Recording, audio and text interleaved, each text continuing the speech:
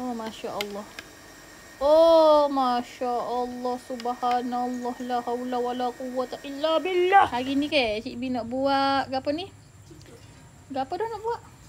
Chili oil. Okey, hari ni jom kita buat chili oil. Mula-mula kita berminyak dulu. Ni bawang putih yang kita blend, kita tumis dulu.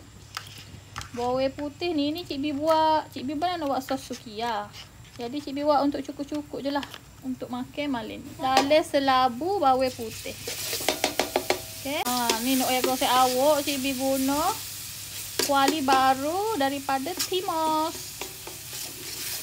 Kuali ni tak melekat, tak cepat hangit tau. Kita tumis-tumis. Awak nak guna sudik bersih pun tak apa. Dia tak kecah lah sebab dia stainless steel deh. Gitu. Okey, kita kacau, kita goreng sampai dia keperang-perangan deh. Awak bestnya kuali ni awak boleh pergi dinding dia. Tak panas langsung tau dinding dia. Sini memang tak panas. Siap boleh akak ke? Oh, jangan lah. So, bila bawang kita macam keperang-perangan dah, Cik B bubuh sebut cili boleh 1 sudu deh. Kalau banyak nanti pedah pula awak punya cili oil.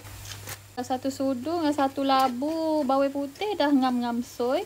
Awak goreng sikit lagi sampai dia bau tau. Lada kering ni dia akan bau. Naik bau tu, awak boleh tutup lah. Awak jangan goreng lama sangat, nanti hangit. Sedap lah cili oil awak rasa hangit, okey? Masa tutup api, awak terus ke gaul. Kita tak sibui, kita punya bawang, kita punya lada hangit tau. Okey, so inilah dia cili oil homemade kita dah siap. Kita bubuh dalam. Cik B nak buat sos sukiya sebenarnya ni. Kita bubuh dalam ni.